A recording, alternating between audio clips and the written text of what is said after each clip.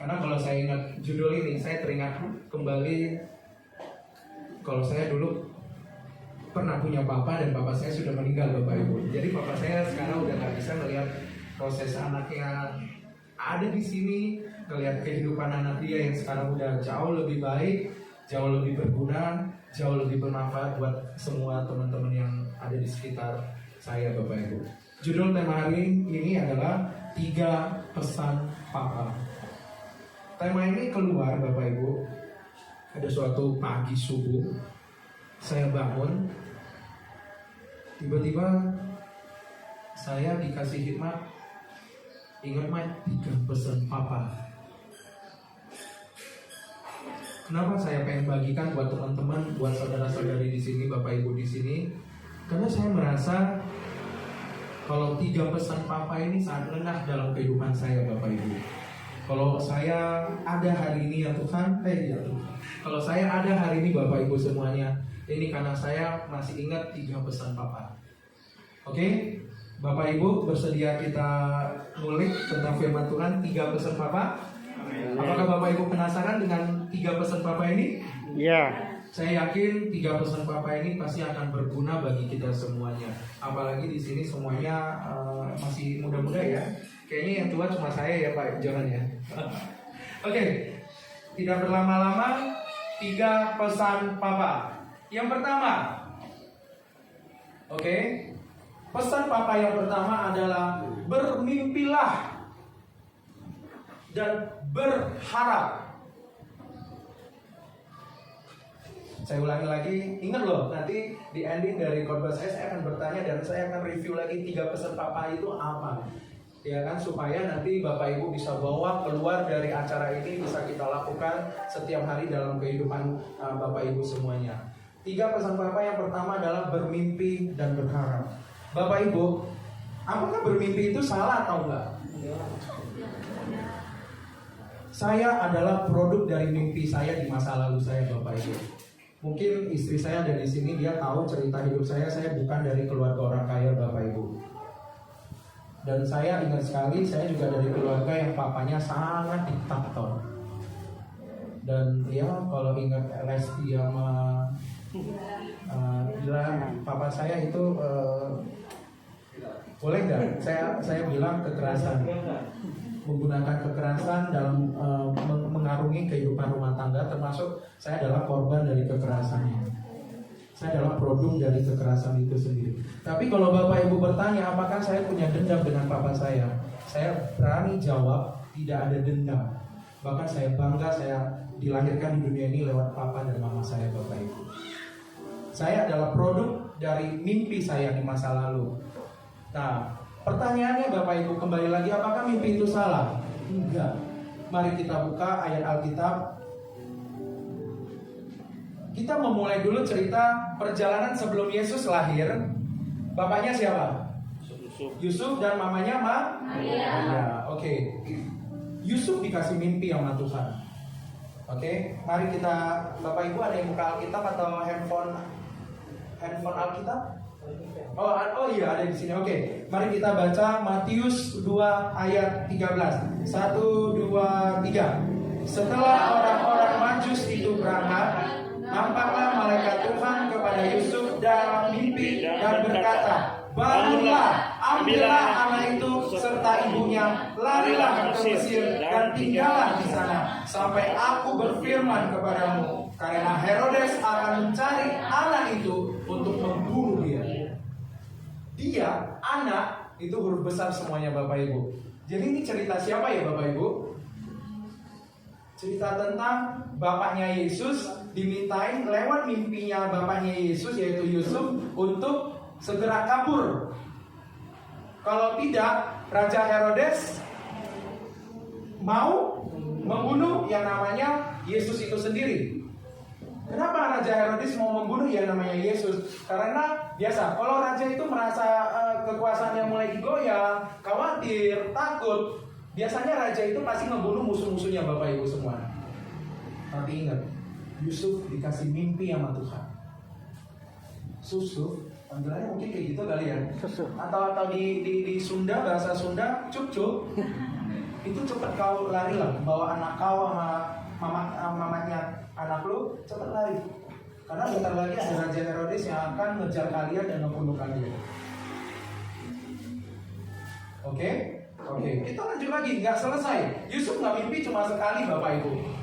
Yusuf mimpi berkali-kali. Kalau kita buka lagi di Matius 2 ayat 13. Oke, sudah dibuka? Kita baca bareng-bareng lagi ya Bapak Ibu ya. Karena firman Tuhan itu harus dibacakan. Kalau dibacakan pasti lebih ngena daripada nggak dibacakan. Setuju Bapak Ibu? Oke, mari kita mulai Matius 2 ayat 13. 1, 2, 3. Setelah orang-orang Majus itu berangkat, nampaklah malaikat Tuhan kepada Yusuf dalam mimpi dan berkata, bangunlah, ambillah. Oh, saya salah, makanya kalian kok diam? Nggak fokus, sengaja acting saya. Oke, yang benar adalah Matius 2, 19 sampai 20. Bapak Ibu jangan diam kalau saya salah. Kalau diam berarti Bapak Ibu nggak fokus dengan apa yang mau saya sampaikan. Amin? Amin. 1, 2, 3. Setelah Herodes mati, nampaklah malaikat Tuhan kepada Yusuf dalam mimpi di Mesir. Katanya, bangunlah, ambillah anak itu serta ibunya dan berangkatlah ke tanah Israel, karena mereka yang hendak membunuh anak itu sudah mati. Hebat bukan? Yusuf bisa bicara dengan Tuhan lewat mimpi, Bapak Ibu. Oke? Jadi sebenarnya ya Bapak Ibu ya, kalau melihat Yusuf aja bisa bermimpi berkali-kali, bisa dapat hikmat Tuhan lewat mimpinya Yusuf, masa kita nggak boleh bermimpi? Amin? Saya nanya kepada Bapak Ibu pernah bermimpi nggak? Sering bermimpi nggak? Mungkin mahasiswa saya ini adalah dulu produk dari mimpinya mereka juga. Kalau enggak mereka juga nggak mungkin kuliah S1 teologi, ya kan Pak, ya kan? Dan nggak mungkin lulus S1. Produk mimpi juga Bapak Ibu, ya kan? Oke. Jadi satu hal yang pengen saya sampaikan adalah mimpi itu adalah halal kalau menurut agama tetangga. Oke, mimpi itu adalah sesuatu hal yang tidak dilarang di dalam Alkitab Bapak Ibu. Setelah kita bermimpi, kita harus melakukan yang namanya berharap. Pertanyaan saya ke Bapak Ibu semua, apa harapan Bapak Ibu hari ini? Dengan Bapak Ibu datang di gereja, dengan Bapak dengerin khotbah hari ini, apa yang Bapak harapkan setelah selesai pulang dari gereja hari ini? Apakah salah juga kalau kita berharap Bapak Ibu? Enggak. Kalau kita tarik jauh lagi, kisah hidup seorang Abraham, berharap nggak? Padahal janjinya Tuhan kepada Abraham apa? Beranak cuculah yang banyak, ya kan? Nanti akan keturunanmu akan seperti bintang-bintang di langit. Benar nggak Bapak Ibu? Tapi Abraham nggak bisa punya anak Bapak Ibu. Kenapa? Karena Sarahnya udah tua, udah nggak mungkin lagi bisa punya anak yang namanya Sarah. Oke, sampai hampir yang namanya Abraham itu sebenarnya juga sudah hopeless Bapak Ibu. Setuju nggak? Tapi di balik hopelessnya beliau masih punya harapan di dalam hatinya supaya saya punya keturunan. Mari kita buka ayatnya. Kejadian 15 ayat 5. Lalu Tuhan membawa Abram keluar serta berfirman, coba lihat ke langit, hitunglah bintang-bintang, jika engkau dapat menghitungnya. Maka firman-Nya kepadanya, demikianlah banyaknya nanti keturunanmu.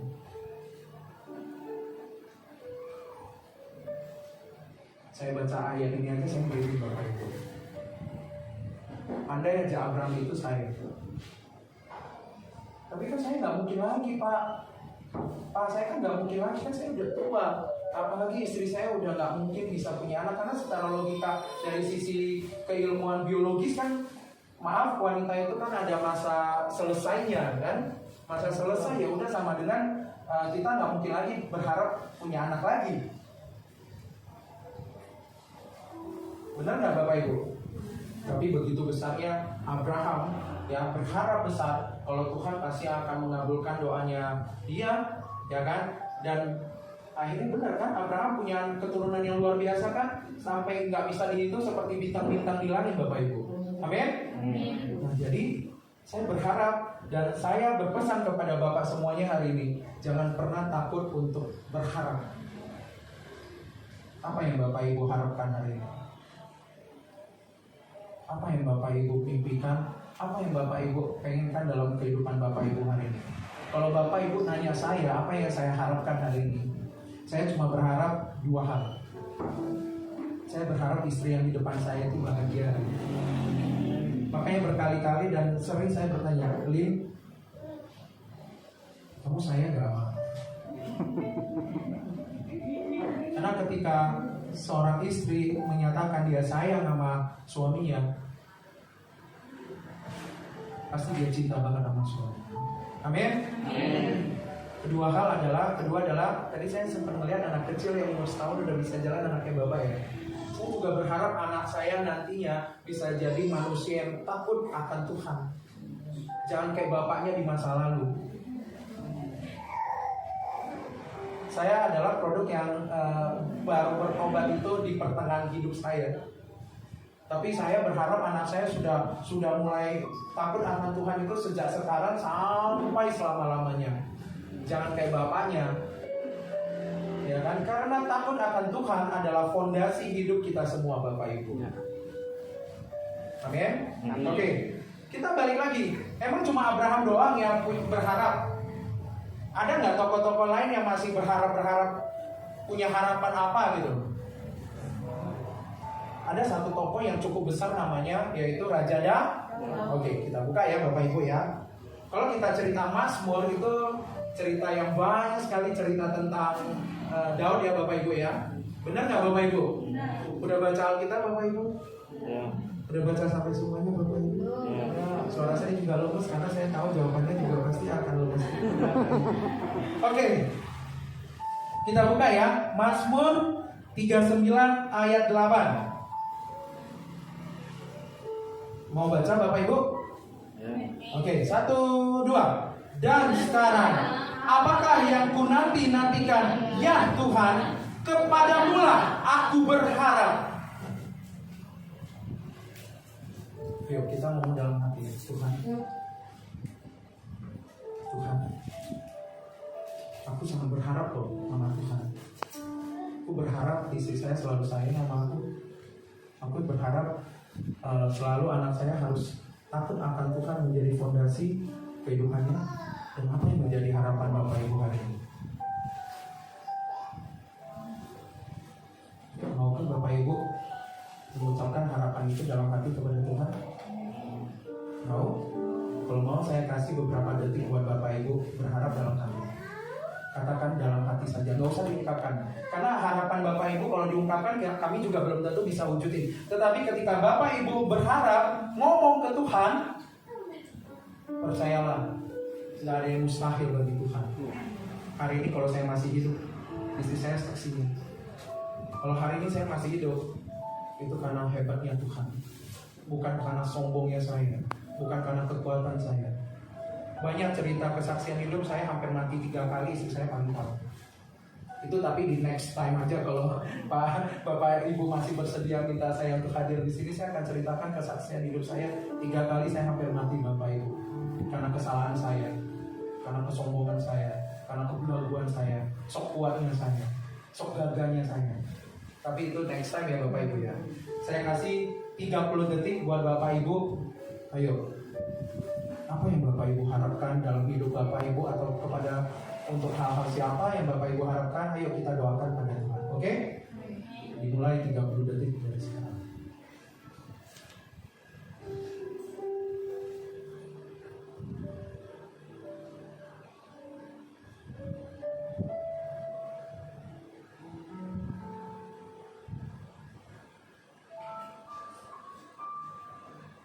Amin. Kenapa saya minta Bapak Ibu untuk berdoa kepada Tuhan?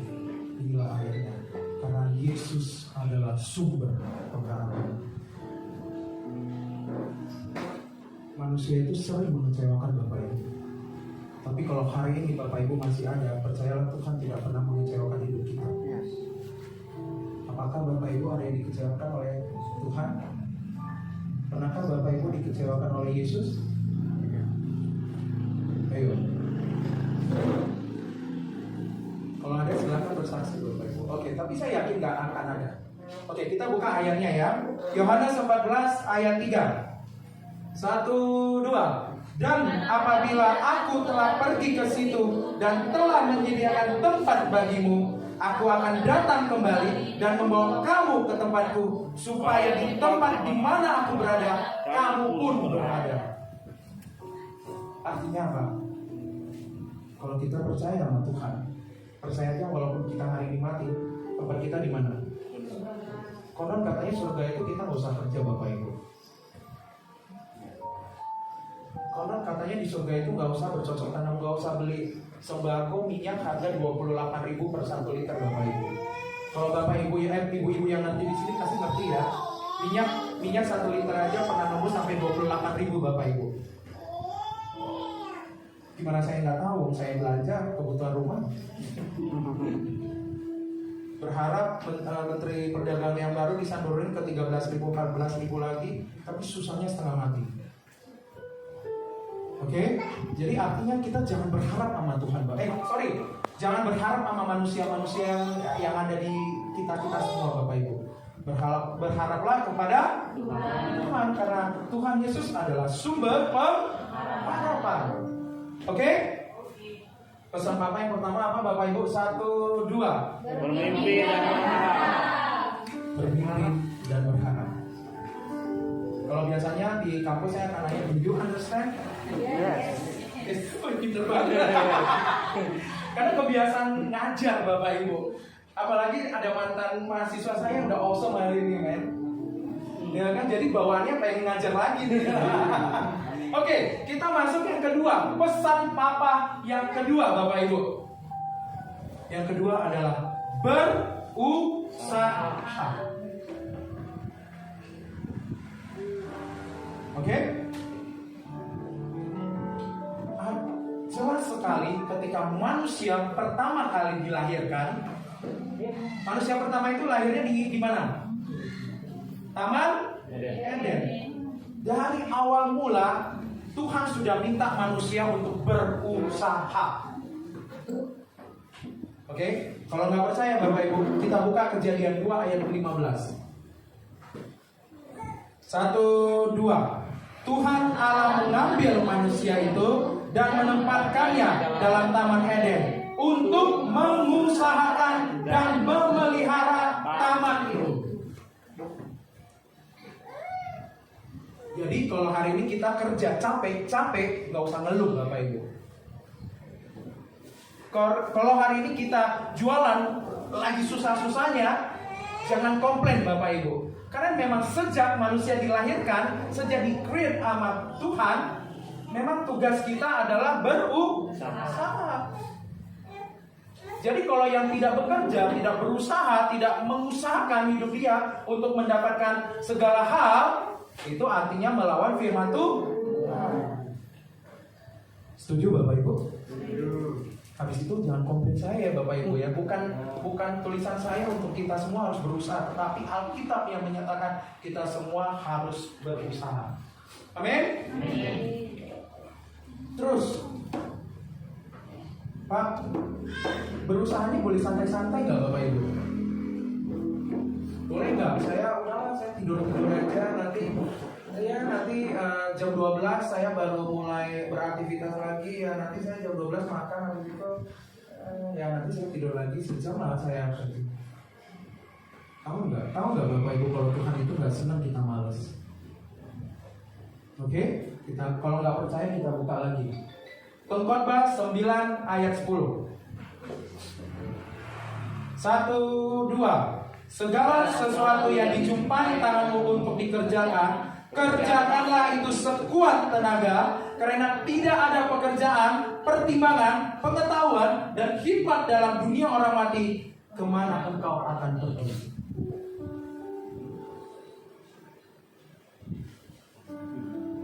Berarti kalau kita pun harus berusaha, ya.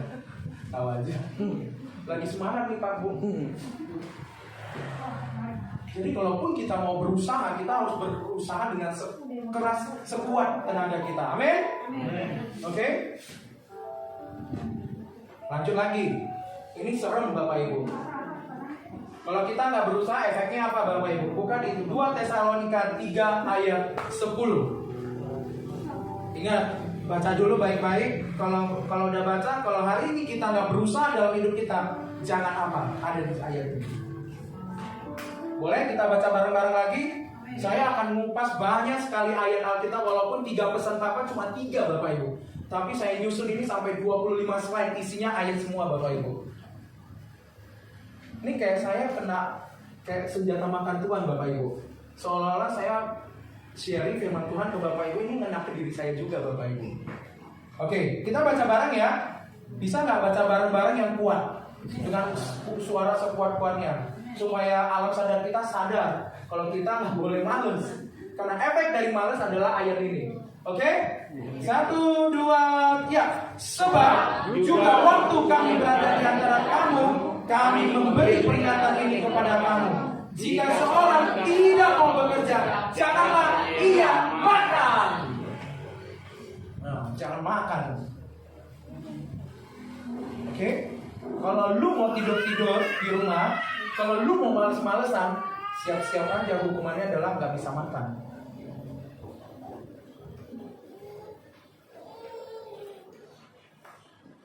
Jangan marahin saya loh Bapak Ibu, ayat Alkitab men. Mau lebih sadis lagi, buka lagi Amsal 6 ayat 9 sampai 11. Bisa baca bareng-bareng lagi Bapak Ibu? 1, 2, 3. Hai pemalas, berapa lama lagi engkau berbaring? Bilakah engkau akan bangun dari tidurmu? Tidur sebentar lagi, mengantuk sebentar lagi, melipat tangan sebentar lagi untuk tinggal berbaring. Maka datanglah kemiskinan kepadamu seperti seorang penyerbu, dan kekurangan seperti orang yang bersenjata. Jadi hari ini Bapak Ibu, kalau kita masih males, ya entarlah, ya kan masih lama ya Bapak Ibu ya. Ya nanti aja lah, nanti ini kan baru jam 10 ya. Nanti jam 12 kebun, nanti jam 12 lagi, nanti jam 2, nanti jam 2, nanti jam 4. Kapan kita berusahanya? Kapan kita bekerjanya? Oke? Ini dalam banget loh ayat ini. Hai pemalas. Kalau kita nggak mau berusaha, pasti statusnya adalah pemalas. Ini cerita si bagaimana kalau cerita yang rajin? Saya keluarin semua ayat-ayatnya. Jadi ada cerita sisi jeleknya. Kalau bagusnya dapatnya apa Bapak Ibu? Mau nggak kita dengar kalau kita mau berusaha? Mau tahu nggak kalau hari ini kita berusaha semaksimal, sekuat tenaga kita, apa yang kita akan dapatkan Bapak Ibu? Ayat ini ayat yang luar biasa Bapak Ibu. Mari kita baca Amsal 13 ayat 4. 1, 2, 3. Hati si pemalas penuh keinginan, tetapi sia-sia. Stop. Kalau kita malas Bapak Ibu, apa yang lo harapkan semuanya akan sia-sia Bapak Ibu. Tapi itu udahlah, nggak perlu kita dengar. Kita dengar yang positifnya aja ya. Lanjut. Sedangkan hati orang rajin diberi kelimpahan. Wow. Bapak Ibu hari ini mau milih yang sia-sia, nggak dapat apapun, atau yang berkelimpahan? Ada yang milih sia-sia? Yang milih sia-sia siapa? Angkat tangan. 1. Gak ada ya. Jadi pengen berkelimpahan kan Bapak Ibu? Ya. Kalau pengen berkelimpahan Bapak Ibu, berusaha sekuat tenaga kita. Amin. Amin. Masih semangat Bapak Ibu? Amin. Oke, masih semangat? Amin. Jangan malas Bapak Ibu. Banyak ayat Alkitab yang akan bikin Bapak Ibu terperangah. Ya, oke, kita buka lagi. Ingat kenapa kita harus berusaha. Jangan menjadi beban buat orang lain. Ingat, tujuan kita berusaha adalah supaya kita nggak ngerepotin orang lain. Ya, supaya kita nggak dikit-dikit Ini anak-anak yang masih muda-muda itu masih minta duit nggak sama mama papa? Masih. Masih ya Pak ya? Tapi setahuku mereka udah nggak, karena 4 tahun udah dihajar sama dosen ya Bapak. Kalau hari ini kamu masih membebani orang tua, ampunilah kau karena kau tidak tahu apa yang kau perbuat. Amin? Oke, kita baca 2 Tesalonika 3 ayat 7 sampai 8. 1, 2, 3. Sebab kamu sendiri tahu bagaimana kamu harus mengikuti teladan kami. Karena kami tidak lalai bekerja di antara kamu dan tidak makan roti orang dengan percuma, tetapi kami berusaha dan berjerih payah siang malam supaya jangan menjadi beban bagi siapapun di antara kamu. Jangan jadi beban. Setuju? Jadi kenapa kita harus berusaha? Ya salah satunya supaya kita berkelimpahan. Oke, salah duanya adalah supaya kita tidak menjadi beban buat orang lain, buat keluarga kita, buat tetangga kita. Kan sering ya kasbon sama tetangga warung sebelah Bapak Ibu. Masih nggak ibu-ibu? Atau bapak-bapak yang masih kasbon sama warung tetangga sebelah? Oke? Saya ulangi lagi. Pesan papa yang pertama apa Bapak Ibu? 1, 2, 3. Bermimpi dan berharap. Wah, pintar. Lulus A. Yang kedua apa Bapak Ibu? Oke. Belum selesai Bapak Ibu. Jangan ngantuk ya Bapak Ibu ya. Masih semangat Bapak Ibu? Kita akan masuk ke pesan papa yang ketiga Bapak Ibu. Ini yang susahnya setengah mati. Kalau orang bilang dulu berusaha aja udah susah Bapak Ibu. Apalagi yang ketiga nanti ini mikir-mikir Bapak Ibu. Apalagi tadi saya masuk saya ngelihat itu ada dana Natal. Ini yang ketiga Bapak Ibu, dana Natal. Jadi nanti Bapak Ibu produk dari hasil firman Tuhan hari ini salah satunya dana Natal. Karena pas ngeletakin di depan duduk saya. Saya tadi hampir duduk di depan ini. Akhirnya saya nggak kuat ngelihat. Saya tidak pernah Bapak Ibu. Tapi tenang Bapak Ibu, saya udah siapin kok. Udah ngisi dulu sebelum saya nanti akan taruh. Ya, takutnya nanti hilang nggak rela gitu. Oke, pesan Bapak yang ketiga adalah 1, 2, 3. Berbagi. Itu ngefeknya dana Natal. Belum nanti selain dana Natal persembahan Bapak Ibu. Berpuluhan Bapak Ibu. Oke. Berbagi. Poin yang pengen saya sampaikan dari berbagi adalah, silakan buka slide berikutnya, saling mengasihi. Fondasi dari berbagi adalah kita harus saling mengasihi. Kalau kita nggak punya rasa saling mengasihi, pasti kita nggak akan pernah mau berbagi. Setuju? Oke, kita buka Yohanes 15 ayat 12. 1, 2, 3. Inilah perintahku, yaitu supaya kamu saling mengasihi seperti aku telah mengasihi kamu. Aku itu siapa Bapak Ibu? Yesus. Kalau kitab Yohanes itu cerita Yesus sudah ada di dunia. Oke? Kalau Yesus sudah mengasihi kita sampai titik hari ini. Ya tadi aja saya kaget melihat anak baru 1 tahun udah bisa jalan. Buat saya itu begitu besar kasih Allah buat anak tersebut. Anaknya Bapak ya, saya benar ya? Siapa? Anaknya siapa? Pak Justin. Satu. Belum setahun. Belum setahun kan? Ya, hebat kan? Begitu besar kasih Allah terhadap anak tersebut. Amin?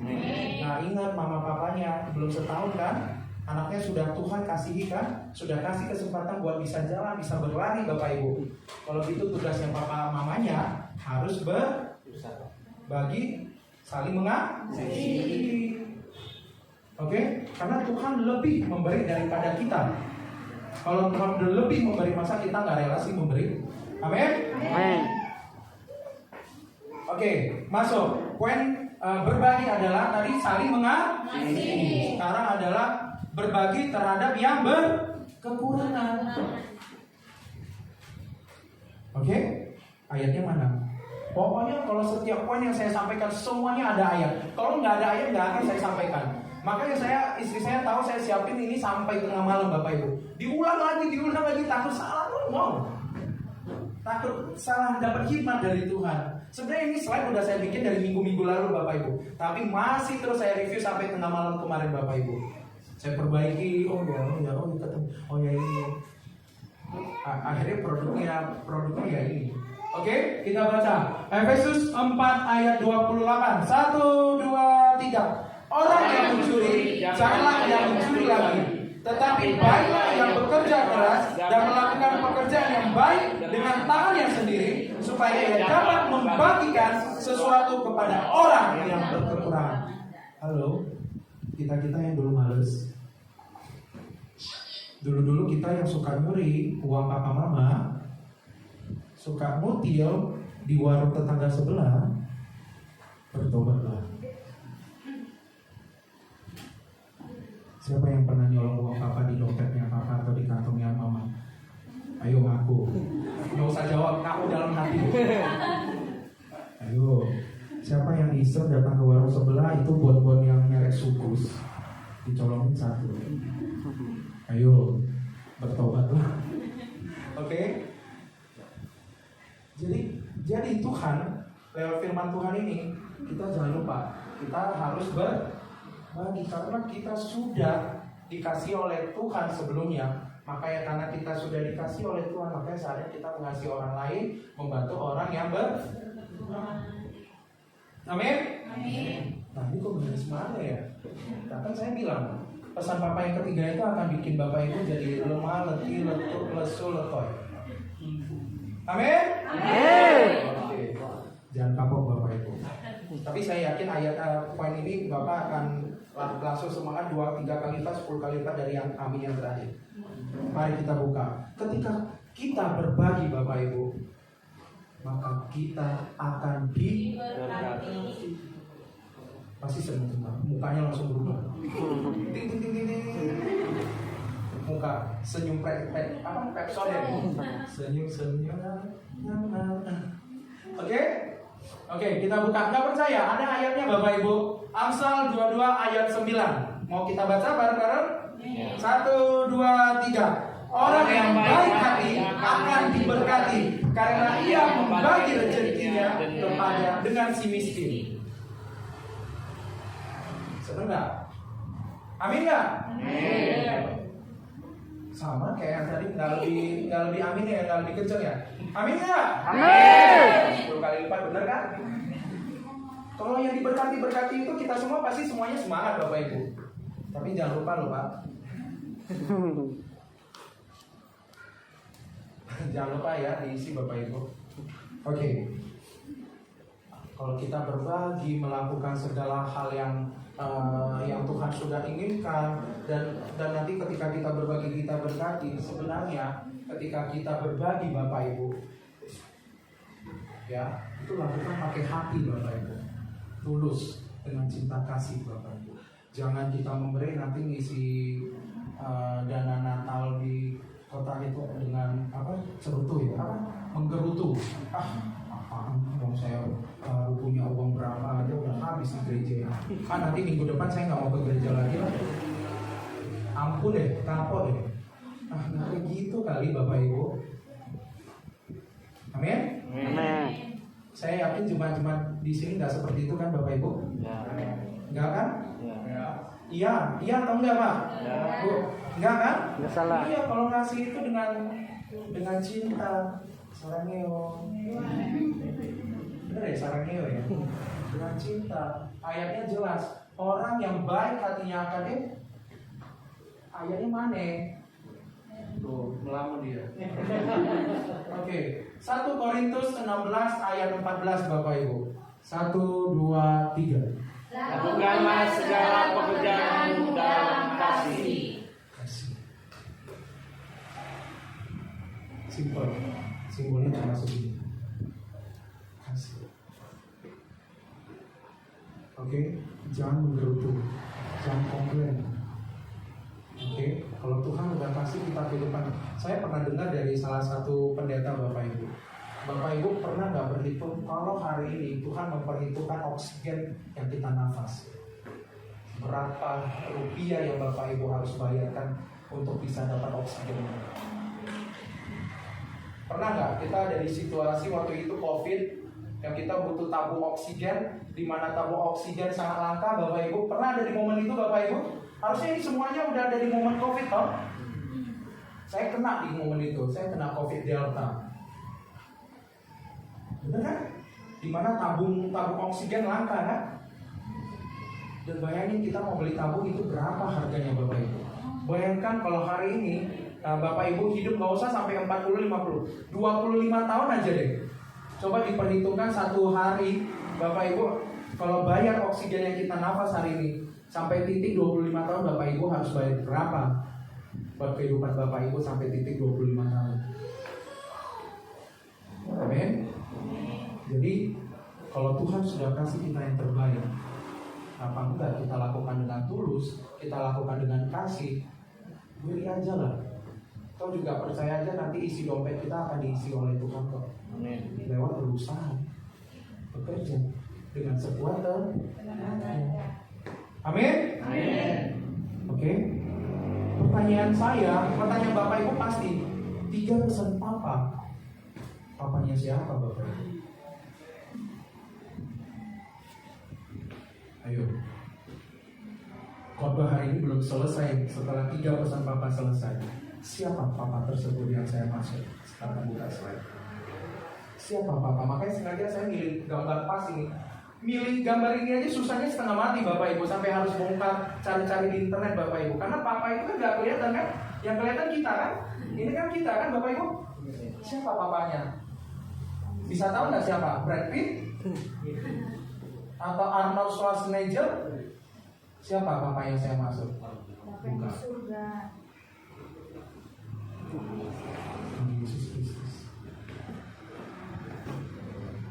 Oke. Saya cuma keluarin Tuhan Yesus itu. Tuhan, papanya kita adalah Tuhan. Cuma 2 ayat saya buka. Saya ngambil satu dari perjanjian lama, nggak usah banyak-banyak. Satu dari perjanjian lama, satu dari perjanjian baru. Kita baca Keluaran 20 ayat 2. 1, 2, 3. Akulah Tuhan Allahmu yang membawa engkau keluar dari tanah Mesir, dari tempat perbudakan. Akulah Tuhan Allahmu. Ini adalah Tuhannya di zaman bangsa Israel. Waktu keluar dari perbudakan Mesir di dalam perjalanan 40 tahun sampai ke tanah yang diperjanjikan oleh Tuhan. Keluar artinya proses dia keluar, proses bangsa Israel keluar. Akulah Tuhan Allahmu. Tapi Pak, ini kan cuma jadul, Pak Michael. Oh, kata siapa? Ini kan ceritanya Tuhan yang bangsa Israel. Oh, tentu tidak. Gak percaya, kita buka lagi di perjanjian baru. Silakan. Yohanes 13 ayat 13. Yohanes itu cerita kita setelah Yesus ada di dunia ini. Amin. Amin. Silakan kita baca 1, 2, 3. Kamu menyebut aku guru dan Tuhan, dan katamu itu tepat, sebab akulah guru dan Tuhan. Perkataan Yesus. Akulah Tuhan. Jadi hari ini saya bertanya kepada Bapak Ibu semua, siapa Papa dalam hidup kita yang paling awesome buat Bapak Ibu semua? Tuhan Yesus.